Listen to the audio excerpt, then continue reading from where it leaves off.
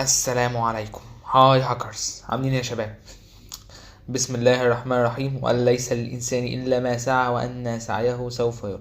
النهارده اتفقنا ان احنا هنحل لعبة بورت سويجر، فتعالوا نبتدي ونتكل على الله.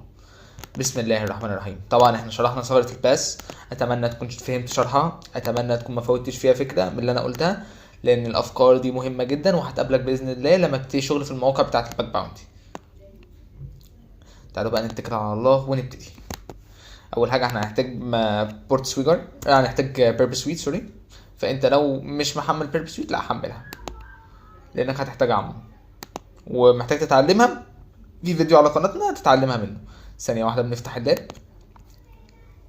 طبعا احنا عارفين ايه هي فكره اللاب، بندور على ملف، بندور على صوره، بندور على اي حاجه.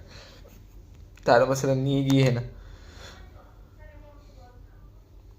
ندوس هنا. ثانيه واحده، اتمنى تكون فاهم كل كلمه في الشرح. معلش هو النت بطيء شويه، بس هنعمل ايه؟ ادي الله بقى، دي حكمته. ماشي تمام، حلو جدا. هندوس اوبن ايميج ان نيو. تمام. طبعا انت بتمشي على نفس الخطوات، لما تلاقي مثلا ان في ملف بيترفع ما في اي حاجه تطبق الخطوات دي بالملي، يعني ما فيش اي حاجه تانية هتطبقها. تمام. هات بروكسي كده. يلا بينا نفتح ماشي يلا بينا. وقفنا الطلب ثانيه واحده.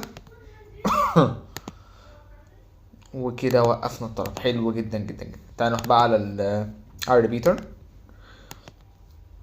هنمسح القيمة. احنا اول حاجة عارفين ان الجزء ده هو الجزء المصاب، تمام، زي ما شرحنا في فيديو الشرح. تمام تمام. دلوقتي المفروض هنعمل ايه؟ اول حاجة هنحط الملف اللي احنا عايزين ندخل عليه اللي هو باسورد. وزي ما قلت لك ما تدخلش على اي تي سي شادو، لان انت كده يعتبر بتخترق الخصوصية بتاعة العملاء. تمام تمام. اول حاجة هنعمل مرة واحدة. تمام. نجرب 400. لسه. زود مرة. لسه.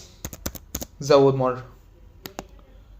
حلو جدا. اللاب بتحل معانا. هتفضل تزود تزود تزود لحد ما ترجع للتايب سي. بعد كده بتدخل اللي هو تدخل لزيس بي سي، وبعد كده بتدخل للمكان بتاعك المناسب. انت كده دخلت على الفولدر وكده اللي بتحل معانا، والفكره سهله جدا. ثانيه واحده تتاكد بس. ثانيه واحده. اللاب اهو اتحل معانا. تمام يا شباب، ربنا يوفقكم يا رب.